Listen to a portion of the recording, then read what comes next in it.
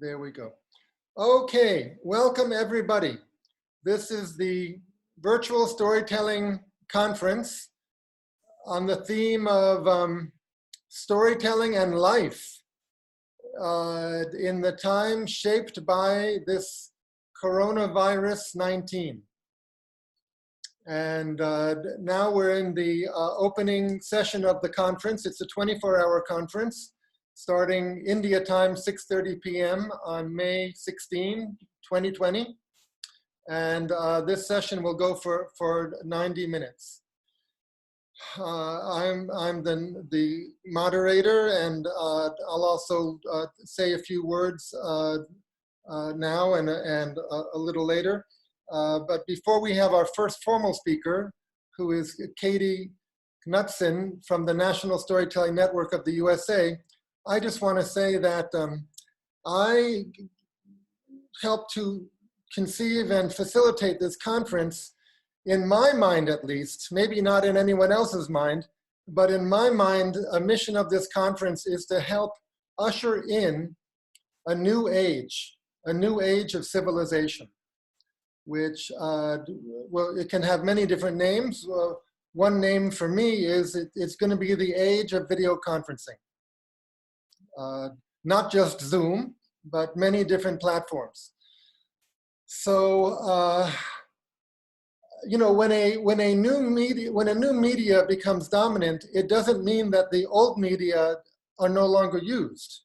When books became, you know, popular, it didn't mean that people stopped speaking. And likewise, with the ascendance of video conferencing, it doesn't mean that people will stop being together physically. But the way that we perform and use the old media is going to be different. We'll see it in a different light. From now on, it's going to be a little risky to be physically with people. And it's going to be a, you know, it's going to be a luxury. It's going to be a great special pleasure, something that we took for granted before, to be with people physically. So we'll see it in a different light. All right, and also I want to say that this is not just about storytelling over video conferencing for me. I really feel that storytelling can contribute to the general world culture and to the general video conferencing culture, so that video conferencing can have some of the warmth and interactivity that storytelling can have. I hope storytelling leads the way in the video conference age to humanize the medium, and that means a lot of give and take, looking closely at people's faces as you talk to them and responding to their facial images and so forth. Okay, now I will be silent and I will call on Katie Knutson, who is the vice chair of the USA's National Storytelling Network, which is, I believe, the largest storytelling network in the USA, if not in the world. And Katie is also the chair of the committee that organizes conferences for the National Storytelling Network. So Katie, please tell us what the National Storytelling Network is doing and your vision for the present and the future. Thank you, Eric. Yes, my name is Katie Knutson, and I, like Eric said, have been the chair of our conference committee for a little while yet, well, for about a year now. And we had some big changes. We had to cancel our in-person conference, which also then meant that we lost our major revenue stream for the year. And so then we started to think about, what are we going to do next? And as we thought about that, the first thing that we thought was, let's go virtual. Let's do a digital conference and go from there. And then we backed up a second and said, you know, we have depending on the year, around 1,000 members. And we want to check in with them and see what they need right now. So we had a series of 9 listening sessions that brought together our different members from around the country and around the world and asked them what they needed in this time. one of the things that came out of that and some other discussions was a storyteller relief fund. And that has helped some of our members who have literally seen their entire income disappear. Another thing that we saw was people wanted digital content. And so we went forward with this idea of a virtual conference and festival. We started off with something small. We were thinking, okay, we'll take a handful of workshops, we'll put them over a number of days, and then we'll maybe have one spotlight performance of an international group in between. Well, that idea exploded, and it seemed like almost everybody we asked was interested in participating. And before we knew it, we were doing a 9-day virtual conference and festival with, oh goodness, it's around 15 different storytelling groups from around the world participating. And we are using over 100 storytellers from around the world. I'm going to share with you, if you give me just a second here, a little bit of what we've been doing. So like I said, this is from the National Storytelling Network, and we are based in the US. And this is our festival. Now, let's see if I can move this Zoom part off of here. I guess I can't. And so we're calling it Connected, because that's what we all need right now, is to feel connected to one another. And one of the things that storytelling does is connect us across oceans and time zones all around the world. So we are working on this digital festival. We're going to have, it's running May 30th. We will start with pre-conferences, and then we're going to have conference offerings from the 31st all the way through June 7th. So it's coming up pretty quickly. And this is an example of just one of the international groups that will be joining us. Oh, I really wish you could see the whole thing. But this is a group from Italy, Raccontami una storia, and they are doing Hot Tales from the Decameron, which should be a lot of fun. So we're going to have a lot of great sessions, and the publicity for this is just coming out. Our registration should be up soon, so we will be excited to see any of you who are interested in joining us. And with that, I will open it up for questions. So I think you can either type a question into the chat bar, or you can unmute yourself and ask. Katie, isn't it true that people can go to any one or all of them? Yeah, so we've set it up so that you can buy individual tickets for any one event, or you can buy a package for just the festival portion if you just want to hear stories.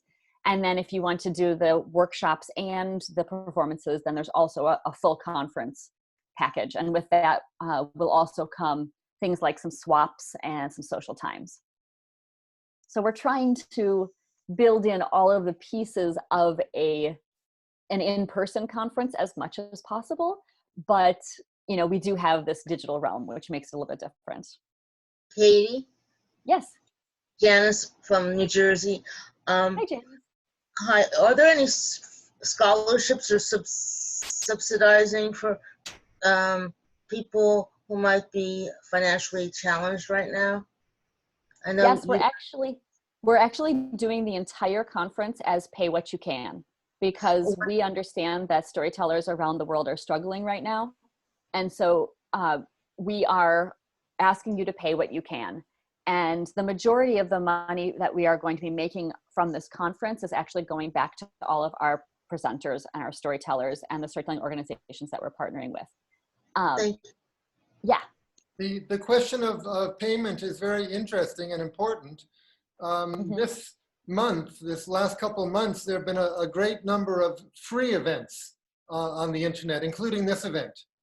But obviously, we all have to go back to making some money. In many cases, we have to earn a living. So I'm hoping people will get acclimated to paying over the internet, because people are so used to looking at YouTube for free and getting many things for free on the internet. But but we are going to have to start charging, and people are hopefully going to start paying. So I think it's wonderful you're doing a sliding scale of inviting people to pay what they, maybe you have a recommended payment, but perhaps you're accepting less also.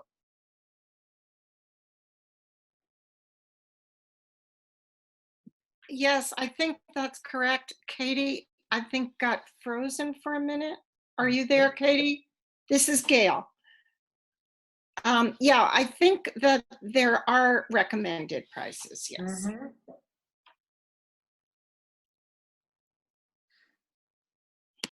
Part of the crisis that we're in is that, especially as storytellers, you know, our bread and butter is visiting with people, going into schools, and having physical contact. So obviously, that's not going to be possible for a while. We're in a little bit of trouble that way. And, you know, globally, so many hundreds of millions of people don't have work now. And the anguish that people are going through, you know, many people could not pay rent on April 1st or May 1st, won't be able to pay rent on June 1st. So, you know, we don't know exactly where this is heading, but it's a terrible economic situation to begin with. And when economics is terrible, it also affects our mental health. The amount of anxiety and depression and anguish is tremendous. Does anyone have any thoughts about that or any response to what I'm saying? Yes, go ahead. Unmute yourselves, please. Good evening, sir.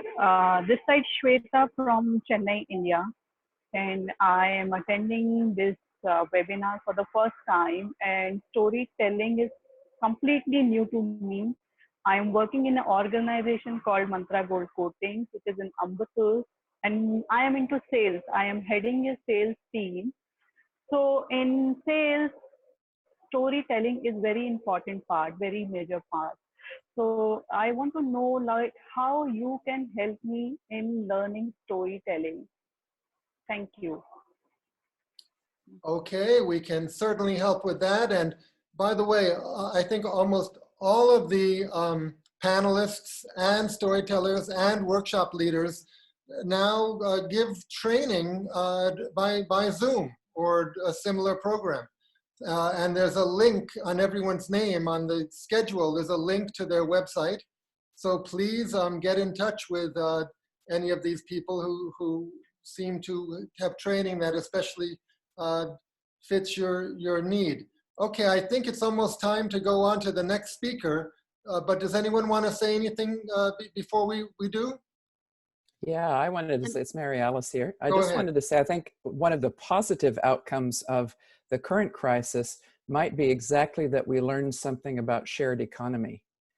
So moving out of the consumer mindset, which is, okay, I've paid for it and now I sit back and I'm really passive, to I'm part of this, I'm contributing to this. What is my contribution from what I can do? Like, what can I offer? I think is a really important step to a new way of thinking about economy and about how value circulates. So there's some possibilities here as well. Wonderful.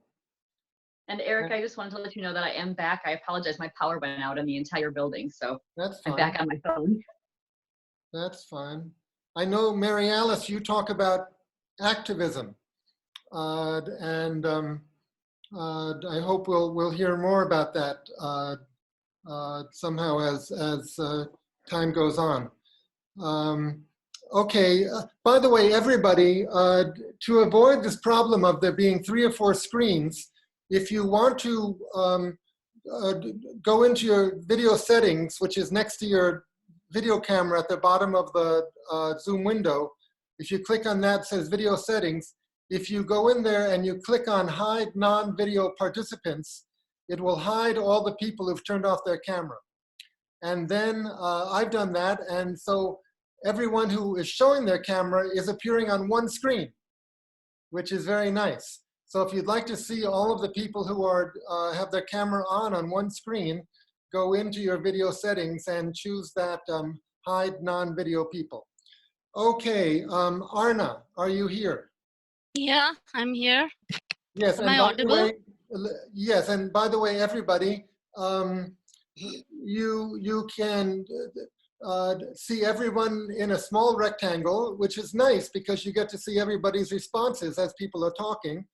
Or you can do speaker view, which puts the speaker up large, or you can pin anybody's image, including the speaker, and by pinning them, you make that image large. I think I explained earlier, or in an email, how to pin an image. So, so yes, Arna, please go ahead. Please introduce yourself. Arna directs an NGO here, and I think you have a big event a little bit later tonight. Please introduce yourself. Hi, greetings to everyone from Kolkata. I am Orna. Um, Firstly, I would like to thank the organizers, Eric and the other organizers for inviting me to speak on this STEAM panel. Basically, I work with stories in Bangla. When I tell stories, I say them in Bangla. For the past 18 years, I've been doing so in urban and rural scenarios. And then apart from doing other things, I work as a social development consultant. So I'm a sociologist. And what I would like to share here in this 5-minute space is basically my experience of working, setting up an online virtual live interactive platform last year, which is called Kelaza. And when we set up this platform, it was primarily to, cater to the needs of people who were remotely placed and wanted to, listen to stories, children. Mostly, I work mostly with children and adolescents. And then when we set up the platform from the very beginning, we had a payment gateway, so that that habit of paying online and all of those things would be initiated. So it was interesting to see that one by one people came along. And as you all know, the primary challenge of not being in a physical space was trying to make sense out of that little box from where you can only see your, the upper part of your body, your talking head, and how do you, negotiate with that and, transmit the warmth that comes through storytelling in a physical space with children. And, yesterday I was having a workshop with children and they said, they were having a ball in the online classes because the teacher kept them mute and they were chatting with each other, and they were having fun because they were not having to study at all. So, those are the scenarios which are happening in the online space now. And initially that was what I was thinking that would happen. And then we kind of negotiated, and now I have been able to do that interaction and reciprocation and so on and so forth. But what I would like to, in the context of the current situation is that all of this was happening, and I was growing myself, trying to make use of the virtual space and making it making that connectedness happen. And then the COVID crisis happened, and when that happened, that became the only space to connect. And then I saw more and more children and adolescents and parents coming in and actually, getting succor from that story listening experience and interacting experience in that virtual space. And it was across geography. And I suddenly realized that, this technology had always been there, but we needed something as unprecedented as this, with all the challenges of finance and income that all of us are facing, for this beautiful experience to emerge in the virtual space, because I'm seeing people finding themselves through stories, connecting with each other through stories. And that hopefully one day we will get out of this, but this should remain. And I can see the virtual networks grow. I can see people connecting across geography. I can see this happening now, which had not happened before. So so COVID or not, I think this beautiful space that has evolved should be there, and we will need to connect with each other to help each other to grow and learn with each other, and to connect with people. I can see that over the past 1 year, I am having the children whom I work with, I tell stories to, they are becoming storytellers. So this is, a wonderful feeling for me. But what concerns me most, apart from the current crisis, is that be that as it may, this beautiful experience of virtual interactive storytelling in this space, we have to take care of the digital divide, because there is a large section of children, adolescents, young adults who, obviously physical storytelling will have to come back, and it will come back. And but at the same time, this population does, need not be deprived of the virtual storytelling experience too, as that emerges separately as a medium to connect and to find oneself in. So that is something that concerns me, that what about places where there is no internet, what about places where there is low bandwidth, what about children who, mostly maybe all languages are not spoken in, they speak other languages, and how do we take care of the digital divide, because we don't want to the digital gap to expand. So that is one concern that is bothering me, and I think we need to have in future policies and funding and advocacy and so on in that kind of space for this thing to transfer and reach out to more people. So I think that's my story right now, and I'm open for Wonderful. questions. It's not a big mystery about how to decrease inequality. We know that the taxes can be increased on the wealthy, and that there can be government assistance to the private sector to keep people hired. And as we had in the Great Depression in the USA, Franklin Delano Roosevelt, his team did projects like the WPA, which hired storytellers and story writers and photographers and actors to do what they do. The government paid people to be artists. So that's part of what brought the USA out of the Depression. So we know how to make a more equal society. The problem is the powers that be are not making it very easy. So we just have to organize. What can we say? Anyone else have any comments about this side of things? Hi, can anyone hear me? Yes. Hi, so I'm Onulina. I work for an organization called ThinkArt, which is based in Kolkata. So what we do is we curate and present art engagements for children. So what Dr. Orna just mentioned right now is something that we have been dealing with as well. So we've been trying to hold online sessions for the past 2 months. It's been a very new field for us.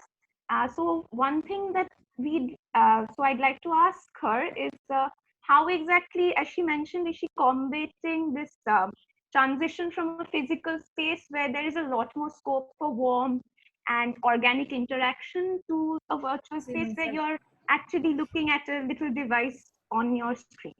Thank you. Thanks, Onolina, for the question. Basically, what we try to do is that we might be, because the other thing that we don't want is for them to, develop square eyes and, keep looking at a screen as if they're watching television. And so what we try to have strategies where we, give them, we interact with each other through stories, and then they do physical activities or hands-on work, or they work with their parents, and they go into breakout rooms which like Zoom gives us, and they come up with projects.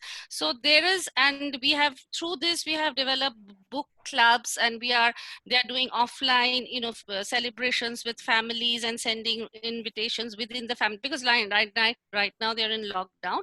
So we are always trying to have a blend of both online and offline activities, and then also make them realize that actually this is an extension of the offline activities and interactions is actually more, important. But the story part is beautiful because that itself is a very sensitive and humane thing. It's not something, that gives them that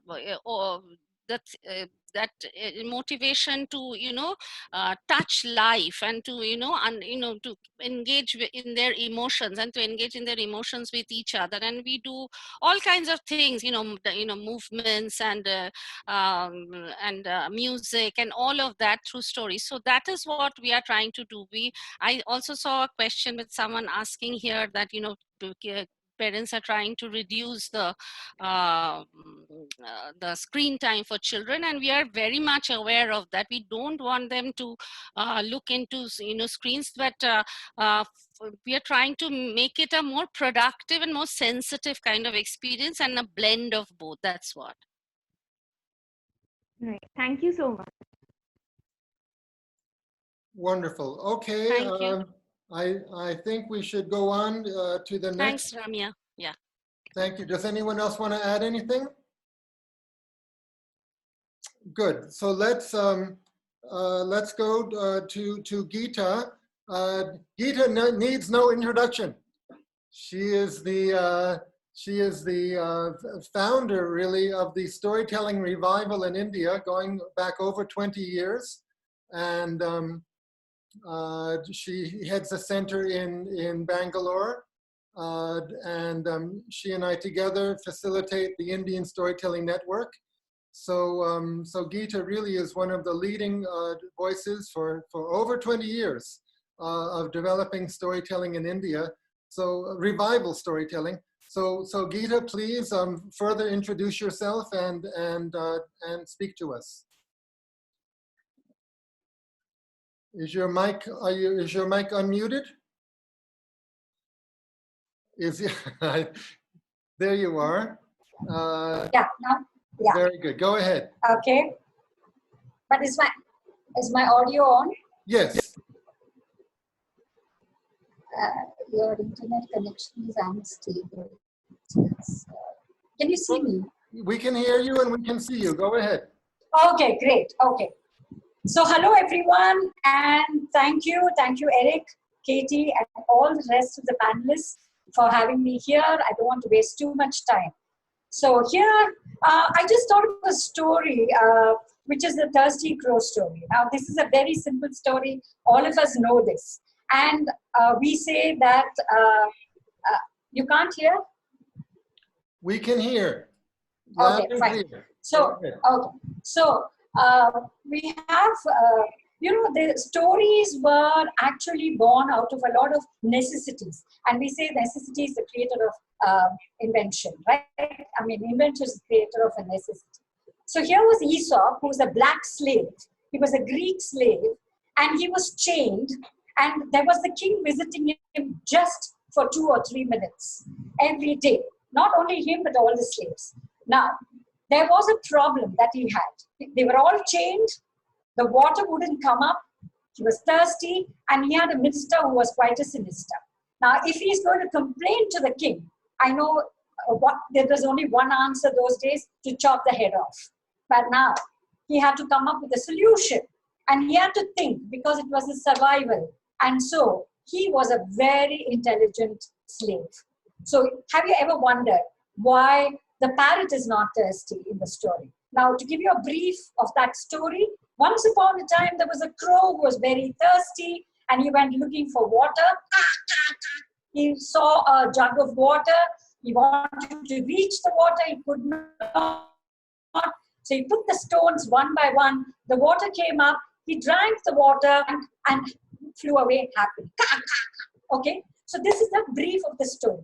Now, this is a very short story, a fable that they call it. They call it the Aesop's fable. Now, Aesop had to come up with very short, tiny stories, just like we have only just 5 minutes here.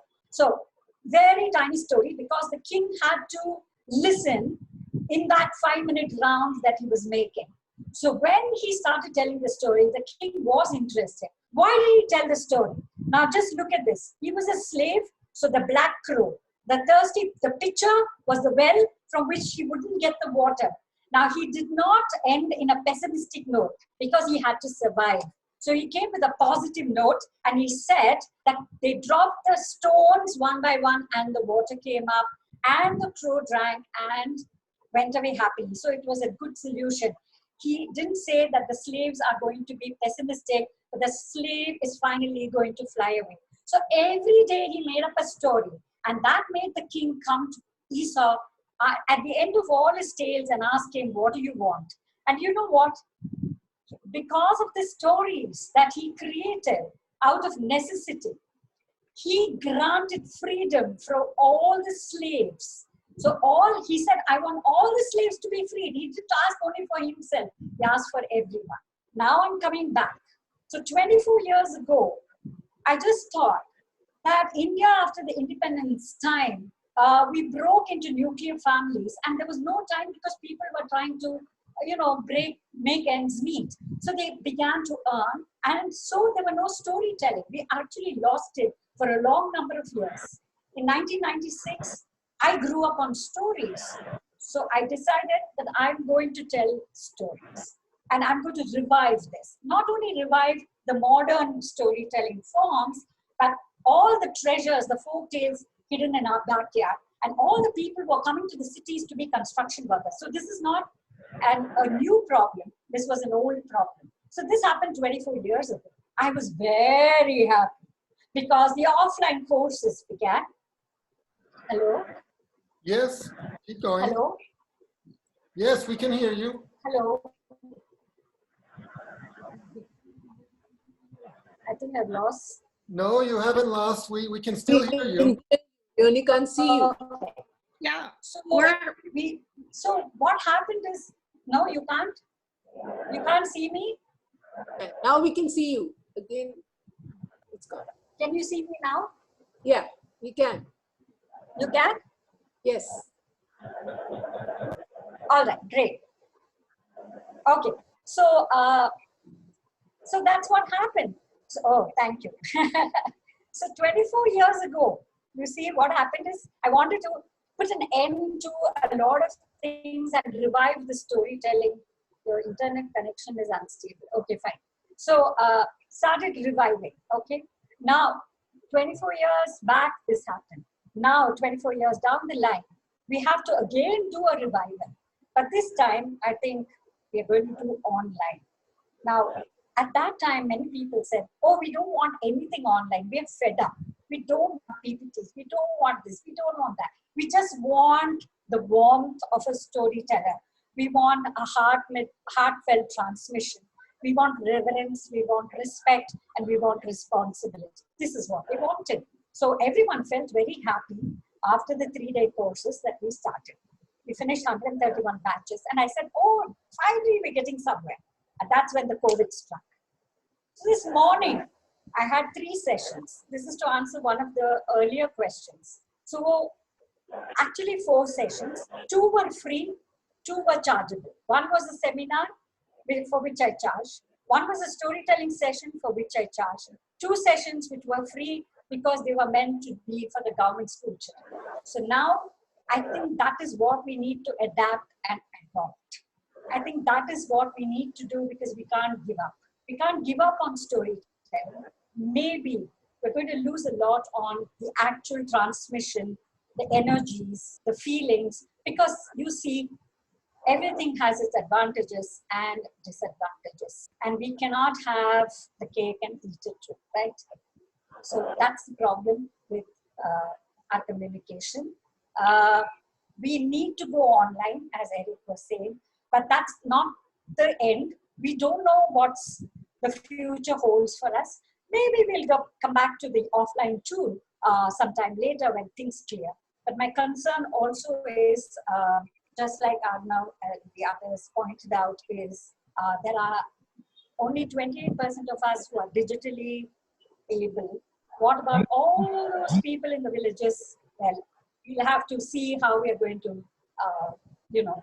find a solution for that, because they will be without jobs. As it is, storytellers are without jobs now. It is a difficult period, but it's not only for storytellers, but for everyone. So one thing I want to thank is when I started storytelling, there was an Ashoka Fellowship, and that was granted to me by the Ashoka Foundation from Washington. I'm very grateful to Bill Drayton for that. He sustained me for storytelling for 3 years. And now I can pool back that money back into Ashoka to help other people. So I was thinking, Eric and I are part of the Indian Storytelling Network, but as a whole group of storytellers, if we can all pool in and start contributing and grant scholarships, I think over a period of time, we can also help, and this is for all over the world, where we can help storytellers who are really, really struggling and for whom it is their bread and butter to help them to get on their feet again. So this is just a request that we all are now part of, say, the National Storytelling Network, the RED, and so many organizations. But if storytellers from around the globe in each country come together and actually pool in money and start giving it like a fund to the deserving ones, to those who are really going through this problem. And once they are well off, they can in turn donate the money back into the organization. So I just want to leave with that note. Yes, wonderful. Katie, does the USA National Storytelling Network have programs where you nurture storytellers? Katie, Yeah, so our Storytellers Relief Fund is for, I mean, it's specifically put together by NSN for people who have been NSN members, because that was our community that we were focusing on. But yeah, I mean, I think doing this on a global scale is a wonderful idea. And I think there are some people who are just struggling right now with nothing because, you know, we've lost that that income completely, and also pushing us to move forward to this new realm. And how do we support each other in learning and growing in this digital way so that we can all still make money is, I think, another big part of that too. Just so if I can speak for a minute, I think it's wonderful too. Our children will be able to hear so many different kinds of storytellers than they have been exposed to before. I'm in Kentucky. I play a dulcimer. Some of you don't. I have a friend sitting with me so that all of y'all know as you're presenting. She's blind, but she would do wonderful explaining what that is like and also telling her stories. So I see it as a real plus. Great, because if I can add, because of the fund that I got from Ashoka, I was able to now, I can support 20 folklorists, and I put them on, you know, each corporate person, a company has adopted one folktale teller so that they can be sustained throughout their life. So I think these are different ways that we can actually sustain storytellers, and I think it's an important part of how we not only sustain storytelling, but also the storytellers, because they are going to be the bearers of the tales, right? So thank you, Katie, for adding that on. I would love to be a part of whatever ideas that we can think about it later and actually pull in and see what we can do. Geeta, Yes. may I speak? Yes, go ahead. Karen. Okay, this reminds me that we're reinventing, redeveloping the village format of supporting a storyteller, not depending on a huge system for one person, but one person supported by a fraction of it. And it makes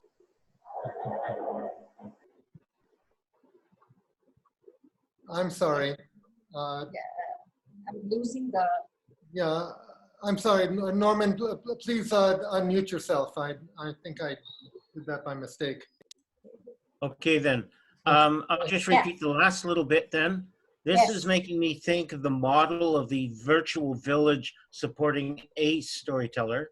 And the story that comes to mind, because we're all storytellers and we think in such terms, of the stone soup story, in which each adds a little bit so that all can support each other. Not everyone can reach in at the same time, but we can put it in together against the future time. and caution against the king's honey pot, where everyone thought to put in honey, but they put water instead. Water instead. So that's my Yes. story. Yeah. Oh, Thank you. I'm muting myself.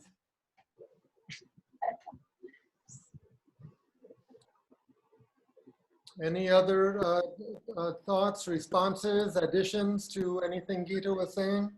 I have a question for Geeta. Yes. So basically, before this conference, I never knew that storytelling was in itself a profession. So for someone who's absolutely new and absolutely ignorant, how would you describe this, the storytelling as a profession? How would I be? Sustainable career. Hello.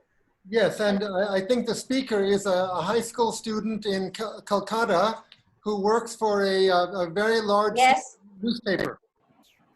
So yes, your question is about storytelling as a profession? Yes. How would one describe storytelling as a profession, and is it sustainable? Well, it's usually, Well, I think if I could just add first that it's, for most of us, it is we don't make a full living from it. It's very convenient if you have a yeah, but Eric, go ahead. Eric, Go ahead. Yes, Geeta, yeah, go ahead. Eric, I make a living out of storytelling. Yeah. So Yeah. I think she wanted to know how to be a professional teller. Okay, go so ahead. I make a living only out of storytelling. So I think it's very sustainable, especially in India. I have no regrets at all. And I think you can be a professional storyteller, and there is a methodology. That's all that I wanted to, just like how Eric, you offer courses, I also offer courses. And I think these courses are a very nice way. It's like the ISI mark, where you can actually train people to be storytellers and actually to inspire and to instigate them into how you can actually do storytelling. I think people are all looking for something, and it's also very sustainable as a value addition for training, for corporates. So I think that it's no big deal if you put your heart and mind, and if you want to be trained, then we have trained at least 131 batches so far, so certified courses. So I'm sure I would be willing, if you want to be a professional teller, to train you. Okay, somebody has done a screen share. Conrad Blady, if you've done that, please stop the screen share. Is there someone named Conrad Blady online now?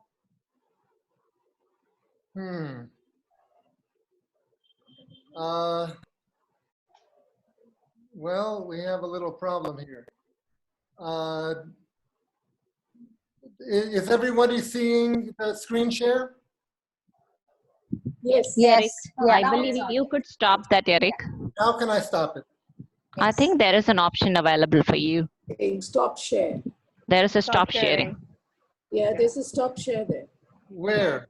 Yeah, but it's not a live link for me. Yeah, there is a stop sharing down. Person who's I can It's see. right below. Yeah, but I'm clicking on it, but it's not stopping the sharing. I think the person who has started, he has to do Yeah, it. the person who started has to stop sharing Yes. because we are able to do it. You might, Eric, you might have an option under the start videos in your own options on who is allowed to share when you're host. Where is that option? The I'm top not sure. right-hand corner says stop share. I'm sorry, Stop say it again. video. Under stop video. Under stop video.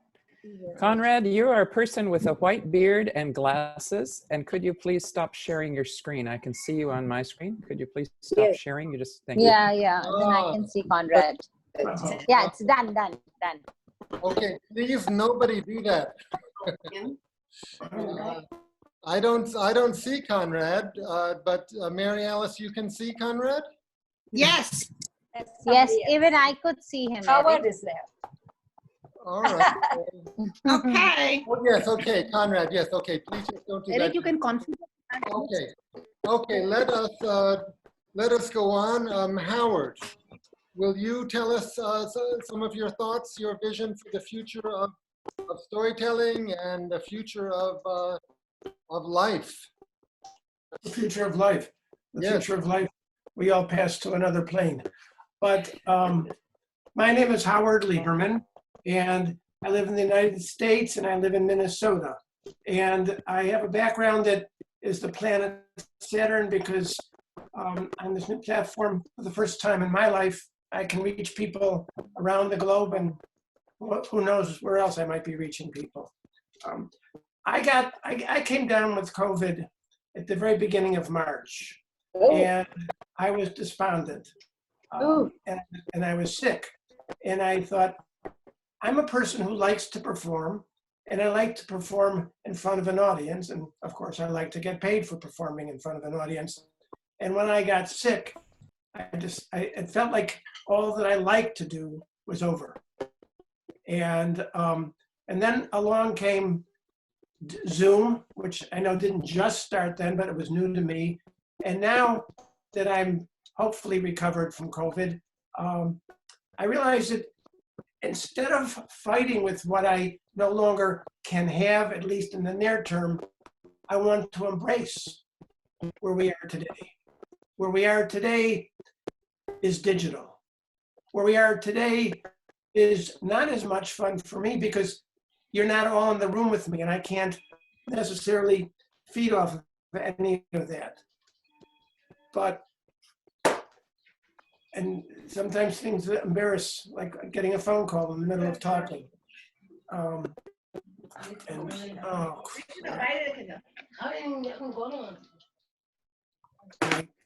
It's okay, we can't hear it. I didn't know my phone went back to meeting. I sincerely apologize. Can you hear me again? Yes. I can't talk. Hang up. Turn this damn. Go ahead, Howard. And during normal times, I meet with a number of people on Saturday mornings to do crossword puzzles, and they're checking in on my welfare, so I apologize. So the point of my speech or my talk is that we should embrace the new technology, not be afraid of the new technology, and not feel sad about what we cannot do right now, but be happy about, I'm talking to people all over the country, all over the world, and I would not be able to do that without this. And in many ways, at least in Minnesota where I live, storytelling has become very insular. The same people are in the same venues telling sometimes the exact same stories or similar stories, and they're mostly of the majority culture. And it's just not diverse, and in some ways it's inbred and not very interesting. And one of the first things I noticed about Zoom is that we don't need to be insular. We can move beyond our cliquishness in our majority-dominated storytelling society. So if we assume that digital, even when we move beyond Corona and whatever else will come down the pike, if we assume that digital will continue to be an integral part of what we do, then we need to really embrace it. We need to understand how to perform in front of a computer. We need, I try when I'm storytelling, and I've been doing a lot on Zoom, I try to feel like I'm in the room with each and every one of you. I see you. And if you normally wear a little makeup, which I do, wear your makeup. If you gesture when you're live, gesture on Zoom. Think of a nice backdrop for yourself. Don't constantly be moving back and forth. I've gone to some Zoom storytelling events, and people I know to be very good storytellers are drifting off into conversation. They're drifting off into, story is a real thing.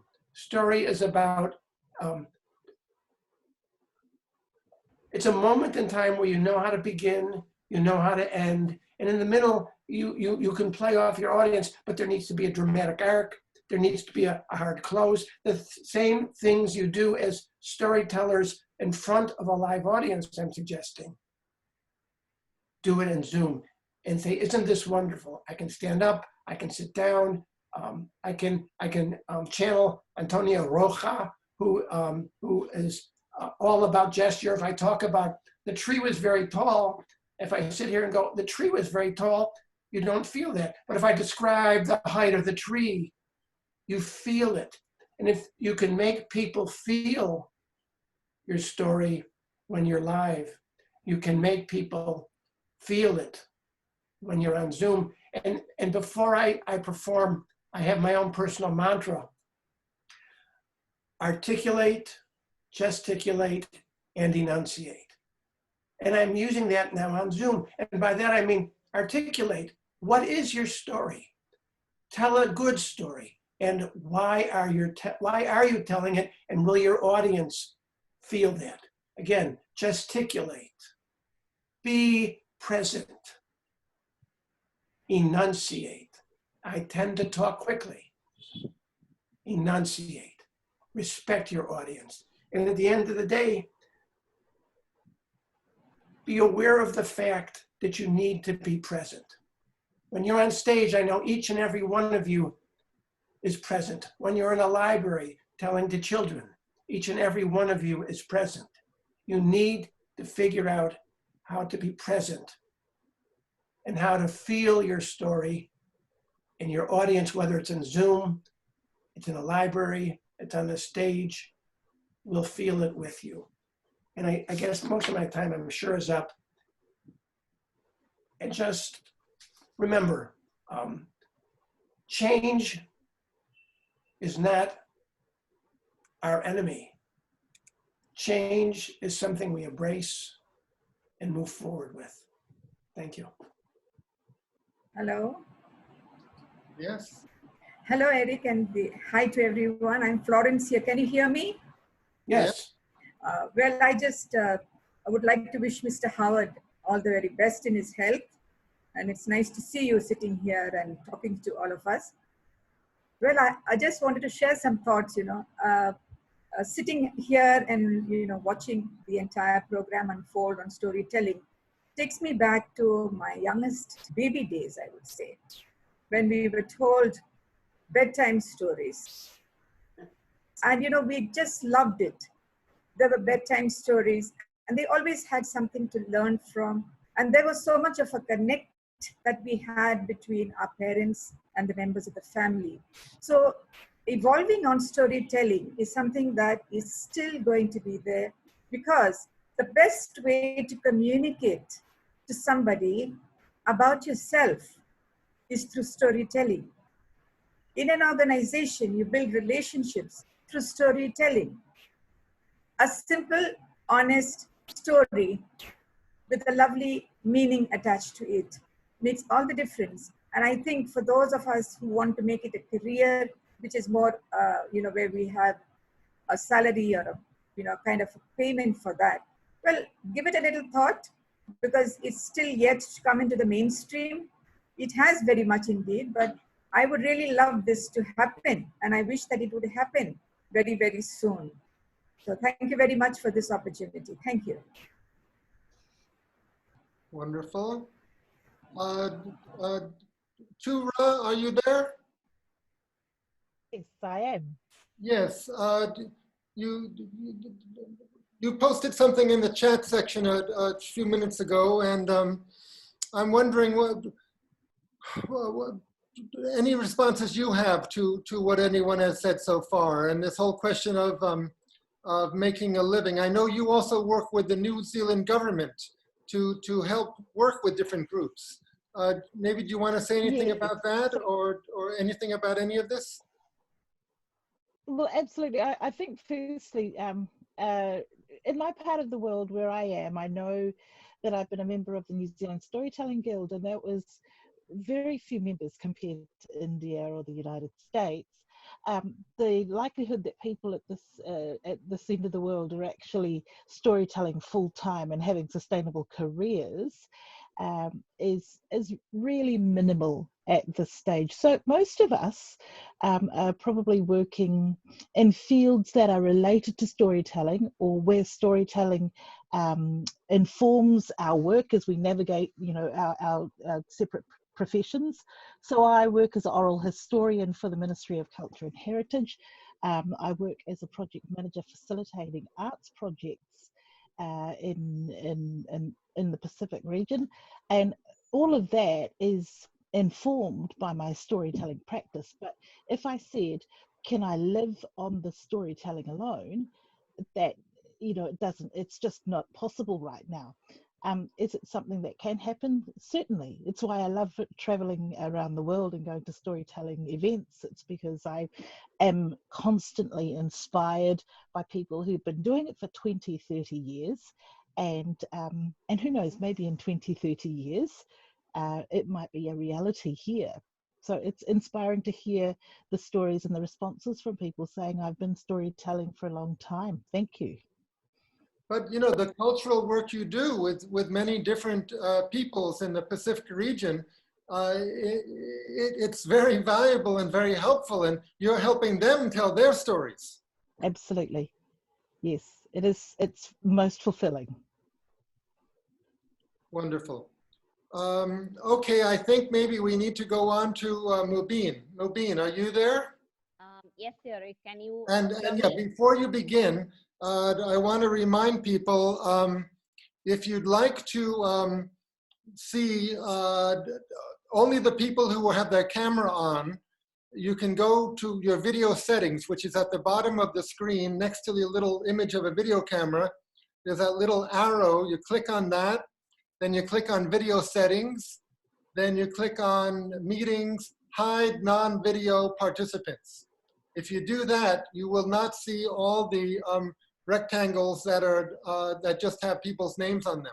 So then you will only see 2 screens because we have 109 people now in this meeting, but I think about half are not using their cameras. So I recommend turning off the that non-video option. And again, you can choose to see the current speaker large size with speaker view, or gallery view, which makes us all the same size rectangles, or you can pin someone's image. And the way you do that is to go put your cursor over that person's image, and where the 3 little white dots are, you click on that, and then you go down to pin video, and that person's image is enlarged until you turn it off. If you want to see someone close up and then, for a while, but then go back to the gallery view, that's the way you can do it. Okay, Mubin works here in Chennai and now everywhere, especially with young people, training them as public speakers and as storytellers.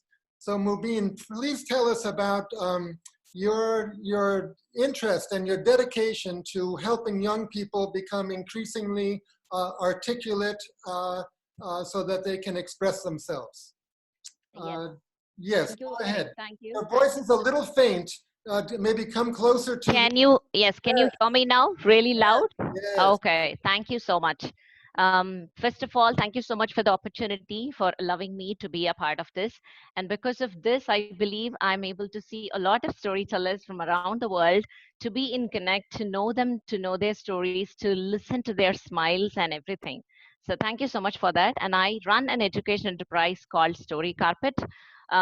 Even though I learned storytelling from Eric before few years ago, around 2016, but I use storytelling as a medium to teach public speaking, creative writing, and do storytelling workshops. Storytelling is an effective tool, definitely.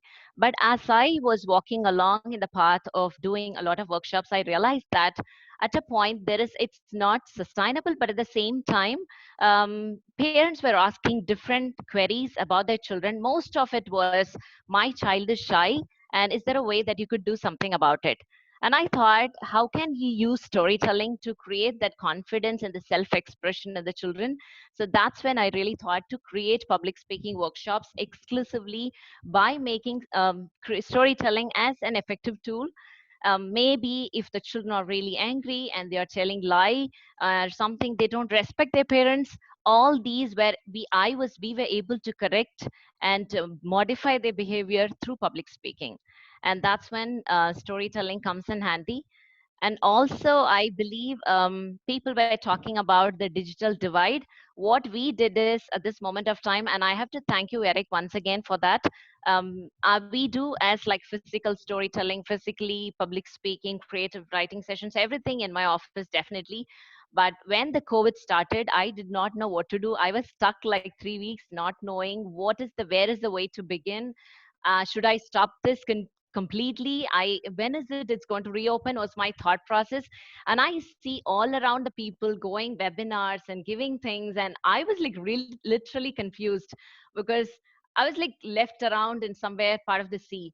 And that was the moment Eric was holding, I mean, he was hosting a session on how to really manage Zoom sessions. I was part of it, Eric, and he was teaching how to really conduct the Zoom sessions.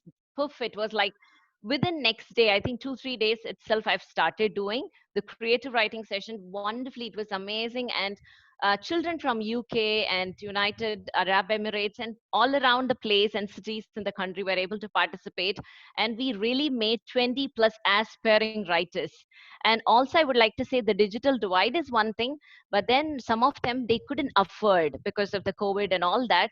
What we really did is 2 seats were allotted every batch, like for free. I don't charge them.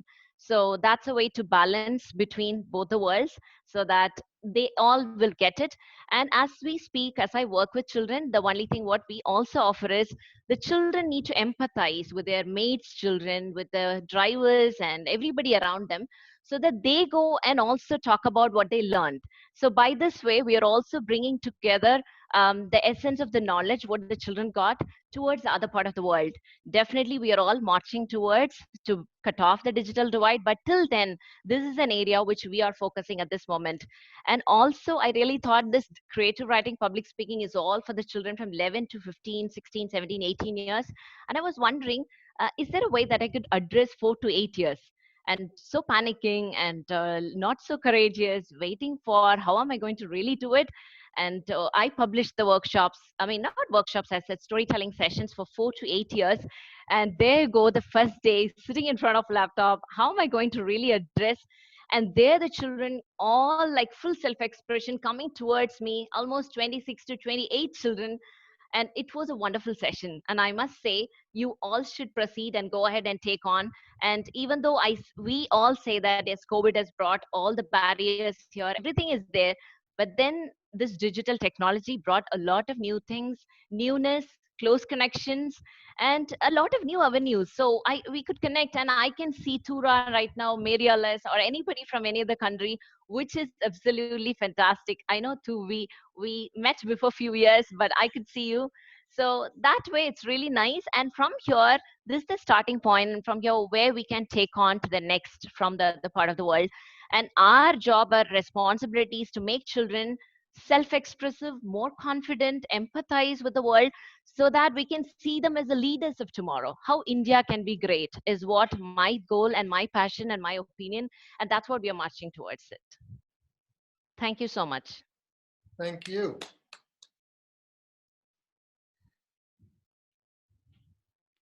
It of course, it's a special challenge for young people now who are growing up through this and who will grow up through this. We have to give them hope, including that they will be able to speak and be heard in a community. So of course, this is a different type of speaking and a different type of community, but still we have to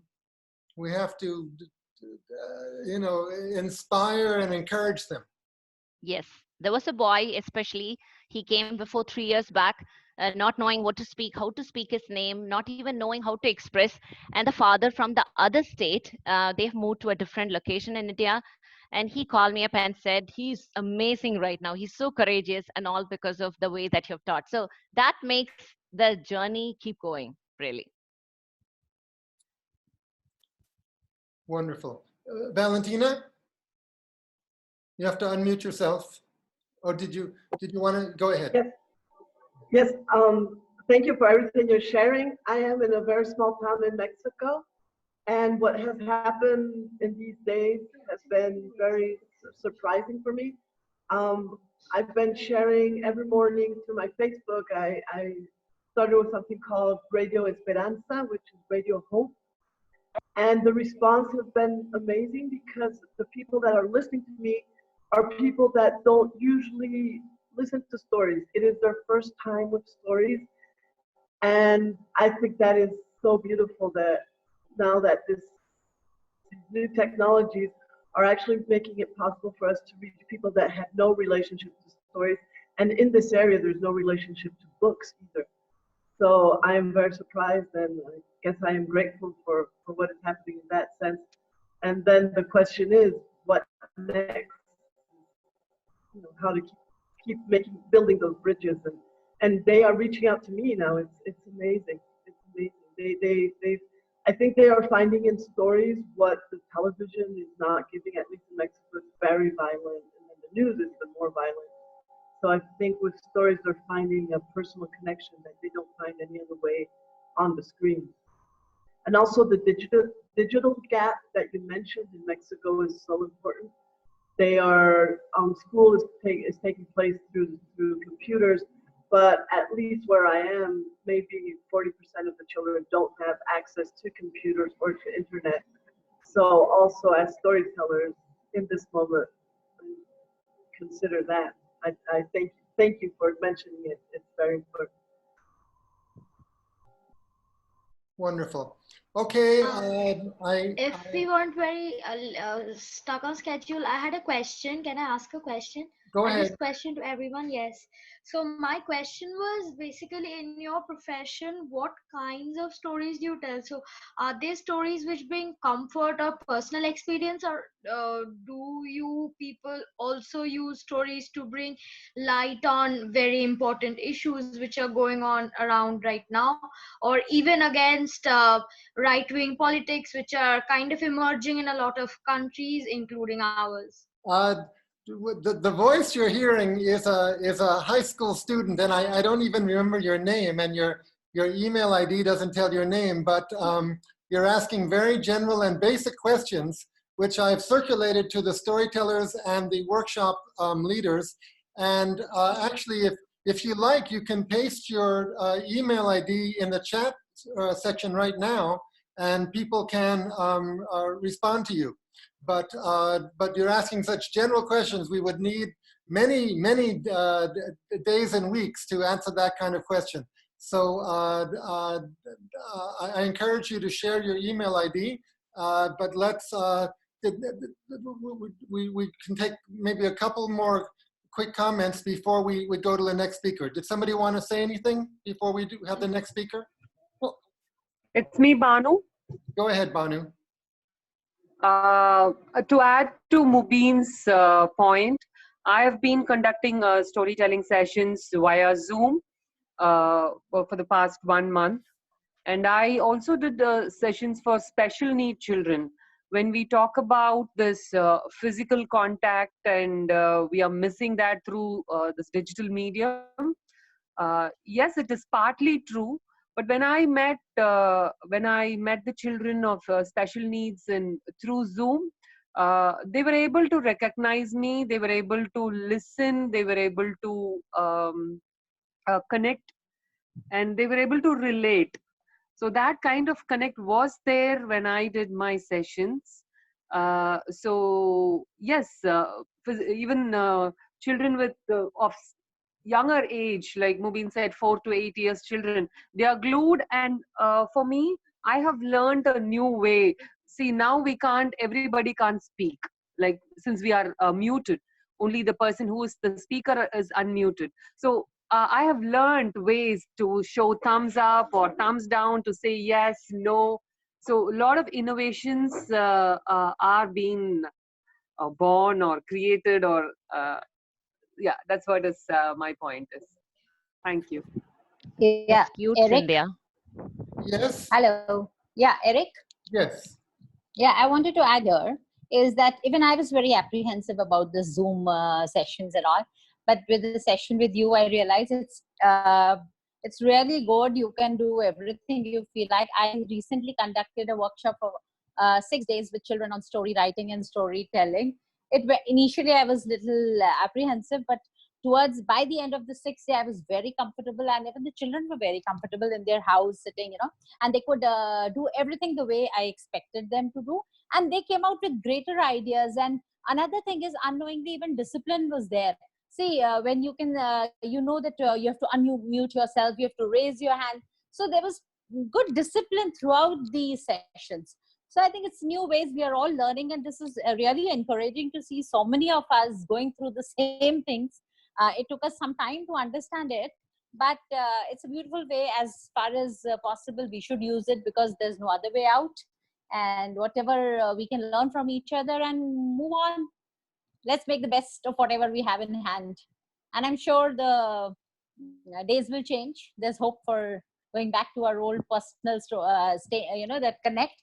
But this is also connecting, no doubt about it. So that's what I wanted to add. It's a beautiful platform. When we have nothing, at least Zoom is there, and all these webinars and all, we can handle them well. But there was a concern too about the Zoom security. For a while, I had to speak with the parents about it. It's okay, because Zoom is very comfortable rather than the other kind of the digital medium that we have. Breakout rooms and whatnot, everything we could do in Zoom. It's exactly like in a classroom, and it was so comfortable for me. So if anyone has any other digital medium that you really recommend other than Zoom, but it has the same features like Zoom, then it would be really nice, since parents have the concern of security and all that.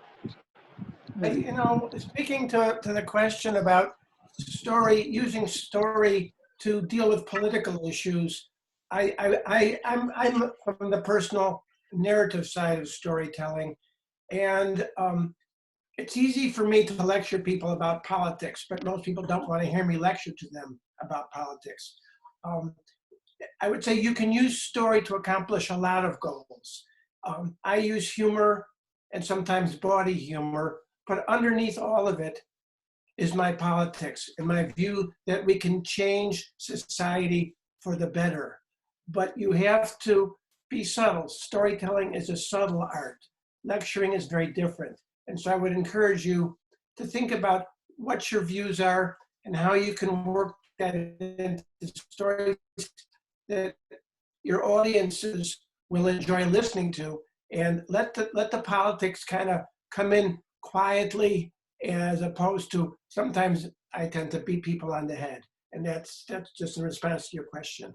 Okay, we really need to go to the next speaker. Cynthia, did you want to say something real quick? You have to unmute yourself. You're muted, Cynthia. You have to unmute. Technical questions, and maybe we're going to answer them later. I feel like when I'm doing Zoom, I need to be straight up in their face. And I usually tell using my whole body. So is that true for the rest of you? We need to be straight in the face. Number two, do you find you need a separate microphone to do a better job? And then number three, do you need a different camera to do a better job? Those are just technical. So you might let me know, or maybe we're going to talk about that later.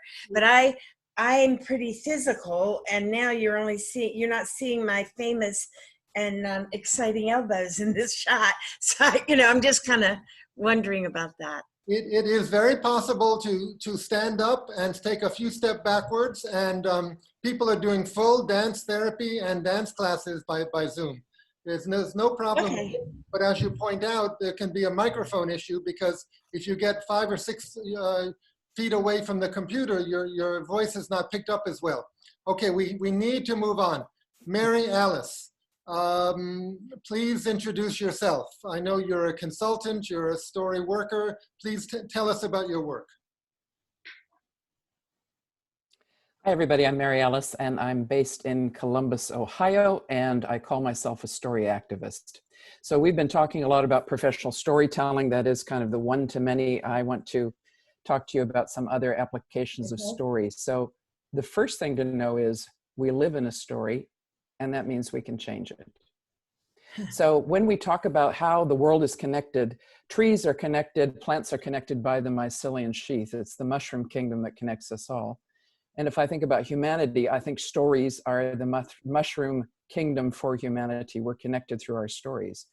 So many of you might have grown up in the house of stories. I feel like I grew up in the house of secrets. I had a father who went to war and a grandfather who went to war, and these were silent men. So I grew up reading books. I grew up walking to school, reading 2 books simultaneously. Fortunately, I lived in a flat place. But I didn't really learn about story till I was living in New Zealand, 1996, the Glistening Waters Storytelling Festival. So I want to say kia ora to my Kiwi mate there.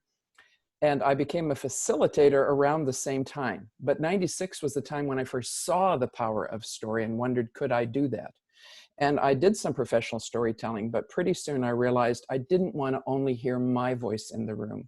I was, after that, how do all the voices get into the room? How do we use stories to actually shift what people feel about things? So I became a story activist after I heard Cliff Curtis, who is a New Zealand actor, a recording of him talking about the power of stories, that a good story makes you want to run, makes you want to jump, makes you want to do something. And his idea that perhaps anybody who tells stories is actually an activist. And I went, wow, my ears just perked up. Maybe I'm a story activist.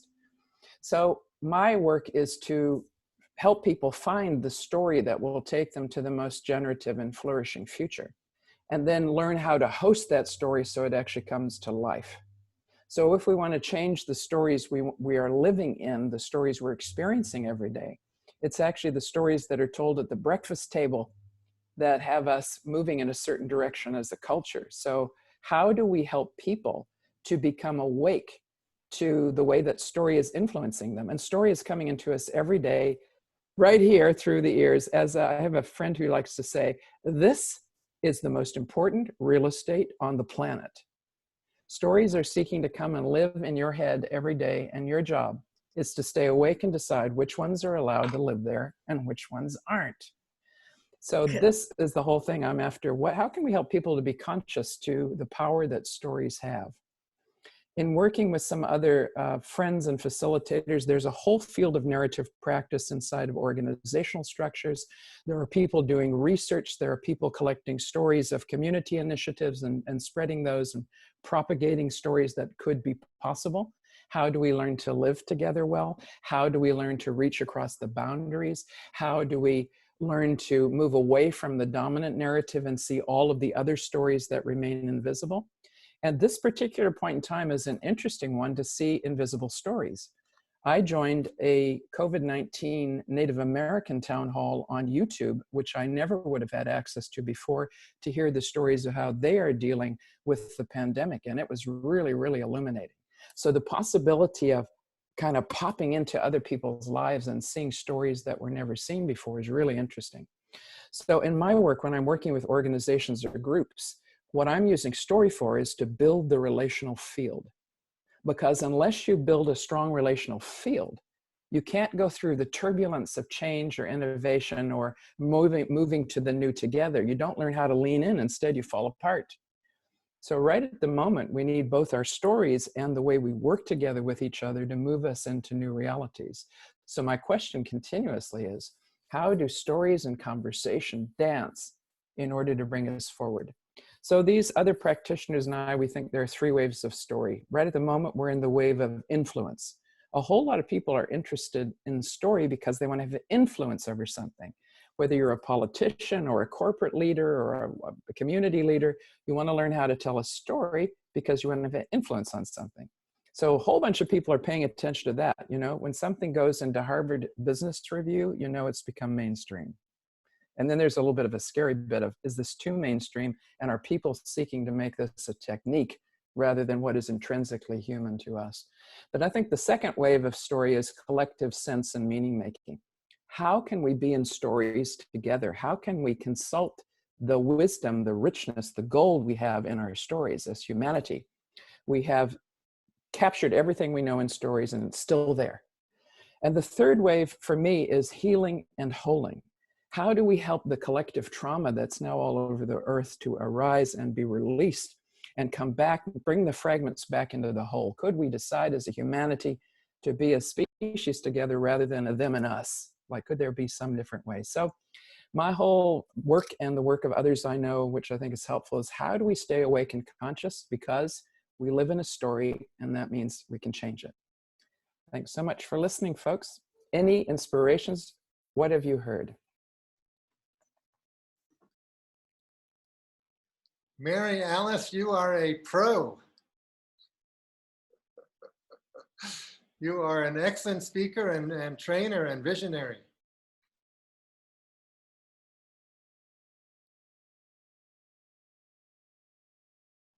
Yes, Hema, you have to unmute yourself.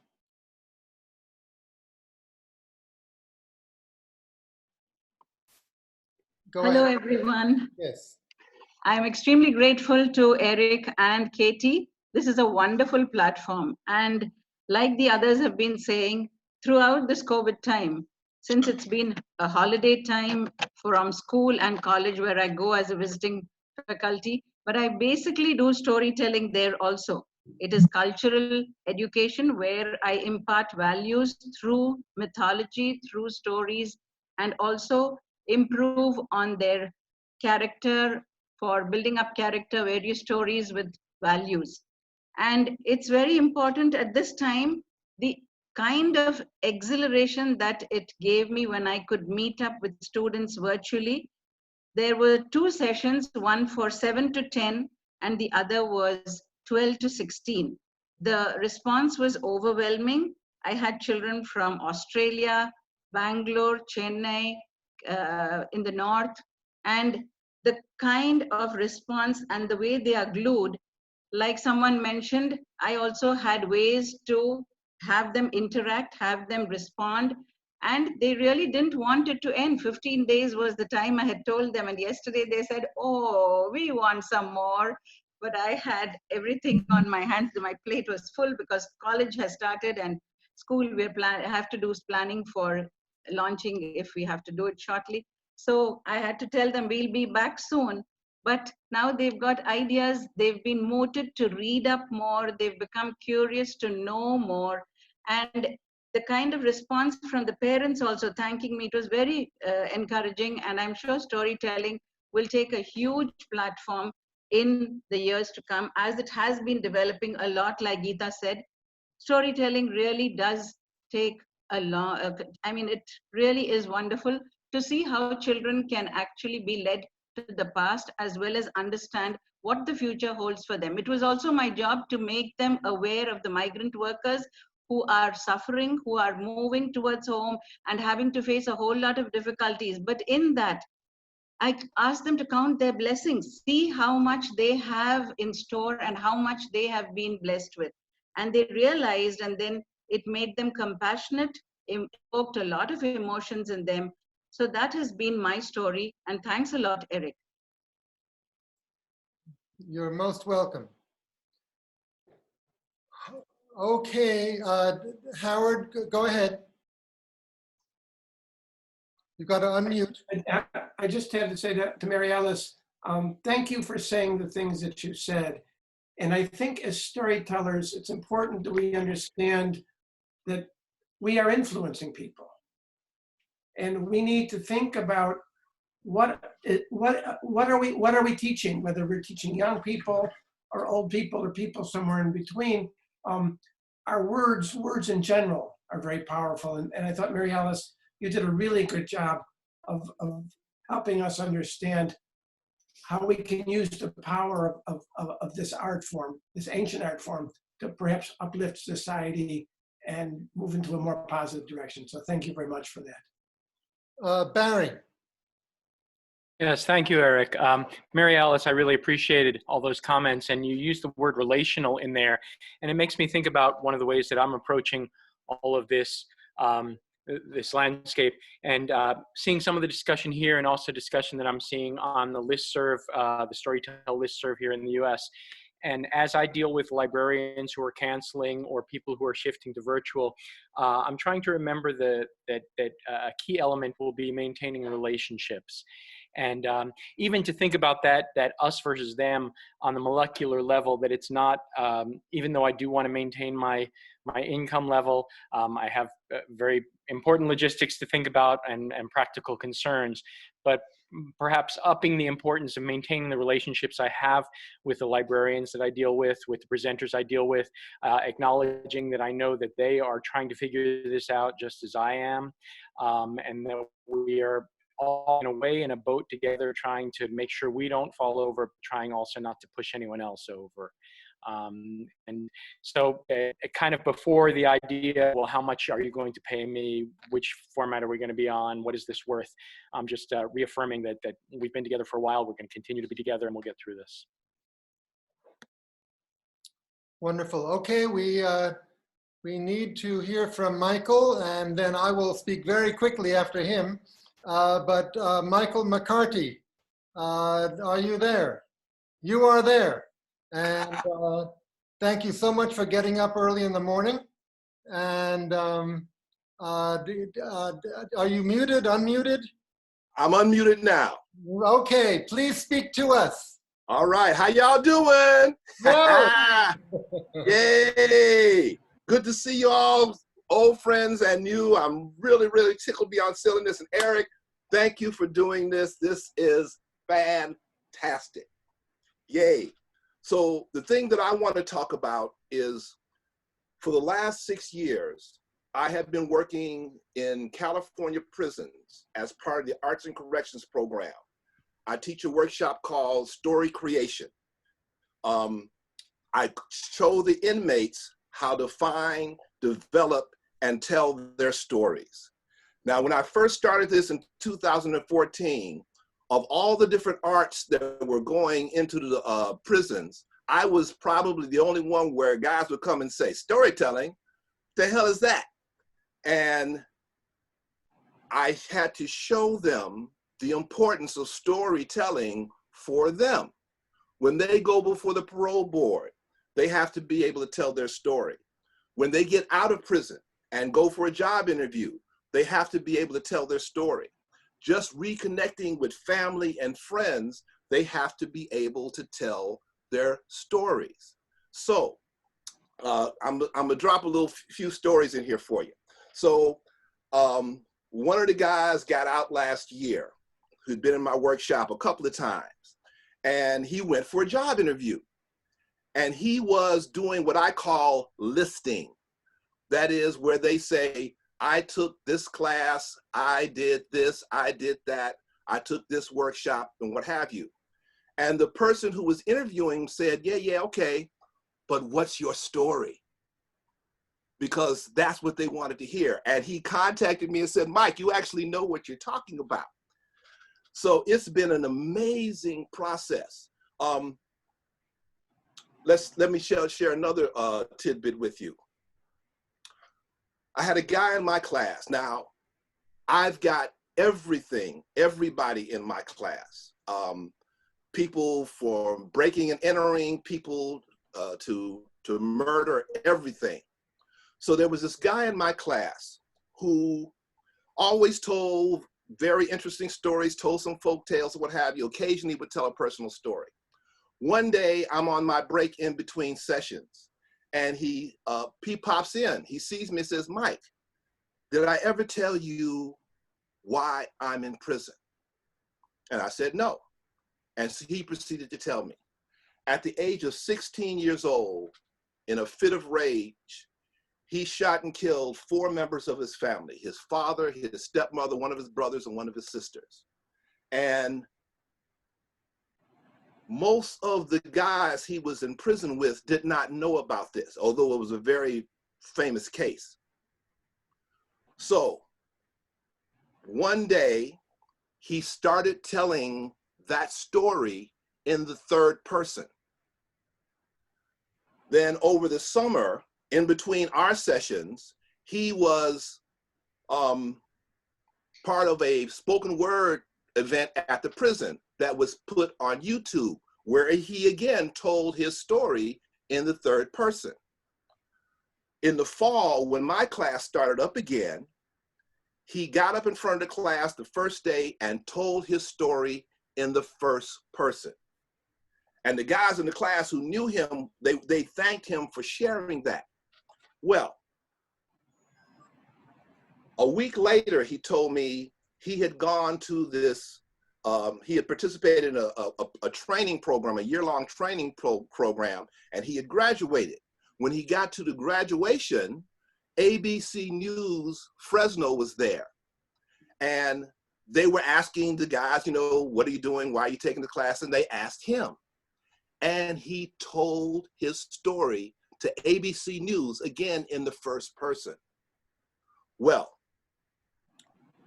a few months later, he started getting mail, he started getting phone calls from family members, nieces and nephews he didn't know existed, because they had seen this story on YouTube. And then one day he gets a letter from the wife and son of his brother who he killed, saying that they had forgiven him, they wanted him to be a part of their lives, and they've been in communication ever since. All because of the power of being able to tell his story. And once these guys get a handle on that, amazing stories come out, amazing insights come out. And sometimes, there was one guy in one of my very first classes, he had, he also was in for a murder. And he told the story of an event that had changed his life, that sort of took him down that path. He had come home and his mother was usually waiting up for him, and he had found out that his mother had been raped. And she didn't want to let him know who had done it. She knew she didn't want to let him know because she didn't want him to get in trouble. That led him off to a whole nother path. Once he told that story in the class, his whole countenance changed. He became the class clown. He was goading people on. He was encouraging people. It was just an amazing experience through the power of sharing their stories. And one of the things that I love about my classes, guys come into the class, as somebody made reference to this earlier, that people are afraid. You know, what do they say? People would rather be in the casket than given the eulogy. And now all of a sudden, people are learning the ability to share and tell their story. They see the power in it. And I absolutely love that work. We're on hold, of course, because of the coronavirus, but we're still, some of us are still communicating. We're sending in homework. We're sending in assignments into the prison so the guys can keep on doing it. Yay! I love what I do. I am so appreciating you, Michael, and I'm thinking right at this moment of an Indonesian tale about a young man that stuffs all the stories into the bag and how in the end that starts to poison you. And I think the work you're doing is releasing those things for those guys. So thank you so much for that work. Yes, yes, yes, yes. There's a passage, a quote from Maya Angelou.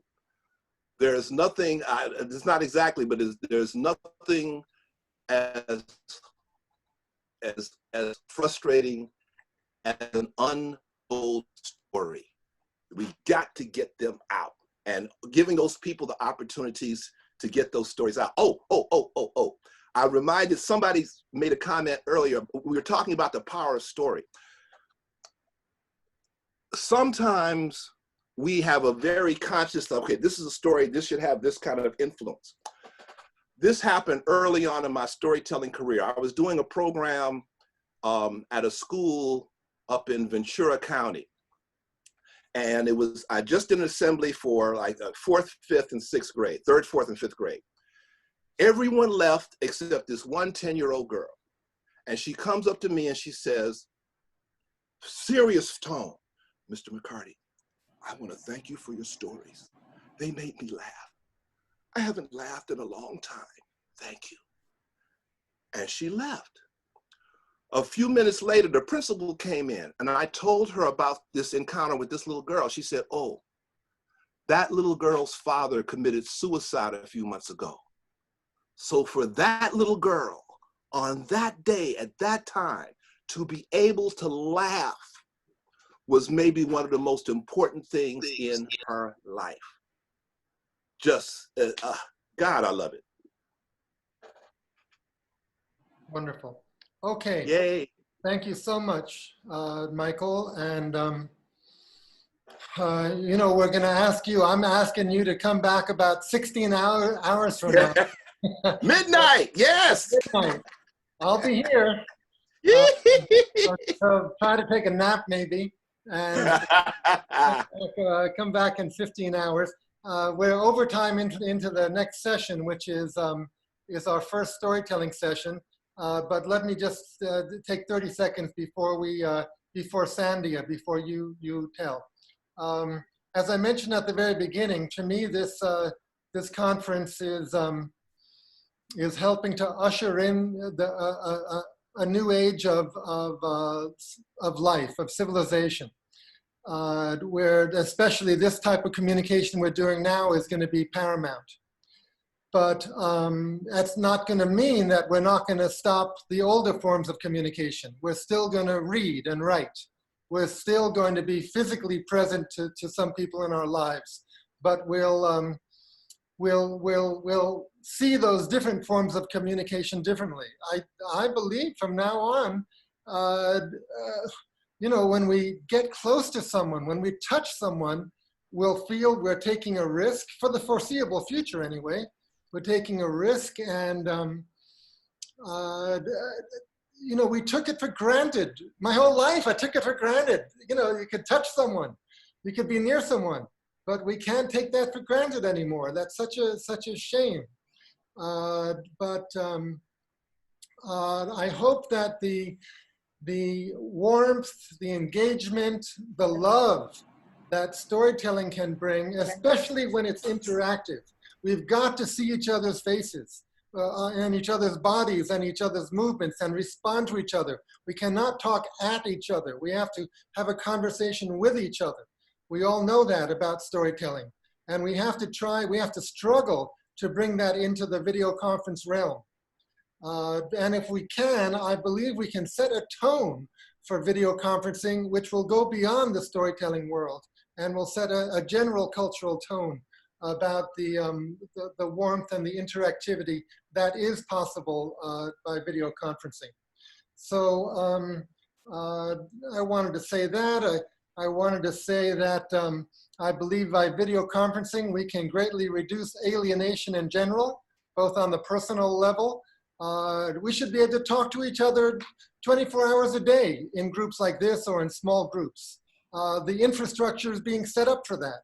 And also unemployment. You know, unemployment is just a policy decision. If governments and businesses and individuals put their mind to it, we could all make a living wage working, and most of us could do it by video conference. So please let us organize, let us do the necessary to allocate our resources so that we can do all these things and we don't just have to suffer. Okay, I don't think anyone needs to add anything. Please don't add anything. Thank you, Michael. Yes. Now I'm going to stop recording. This first session was recording, and you know, you high school student in Calcutta, we don't know your name. We just your signature is the owl.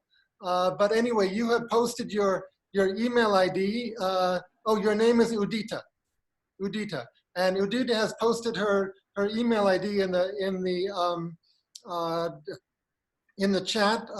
She has a whole set of questions, and she's working on an article for a major student newspaper in East India. So I'm sure we'll have a good conversation with you, Udita. But now let's actually get to some storytelling. Sandia, are you ready? You have to unmute yourself. Can I hear your voice? Yeah, can you hear me? Yes. Okay. I'm not going to be able to introduce everyone properly, but Sandia studied storytelling with me some years ago, but before I met her, Sandia, you have been an excellent, excellent public speaker. Sandia can speak, and she has, you know, a whole audience in her hand. So, Sandia, please take the stage. Okay, thank you, Eric, and hi, everyone. Coming from Eric, might I add that you look your happiest self today, Eric? I know this has been a long-standing dream of yours, and well, to see it come to fruition is really worth all the trouble that you've taken. Well, you know, I had been working with video conferencing for many years, for 20 odd years, Yes. but I never dreamed that video conferencing would come to the fore due to a tragedy like what we're having. So it's a bittersweet situation for me. But go ahead. Yeah, I remember I met you in your living room where Skype was the mantra back then, about 12 or 13 years, and I was watching this lady play the ukulele or some instrument like that from very far away. And when I came home, I kicked myself in my head and said, what am I doing? You know, and well, now here it is, the bittersweet moment that we've all been waiting for, where we connect on Zoom. And thank you for letting me kickstart. I just want to say hello to all my Chennai storytellers. If I know you're all somewhere there, Vasugi and Sudha and all of you.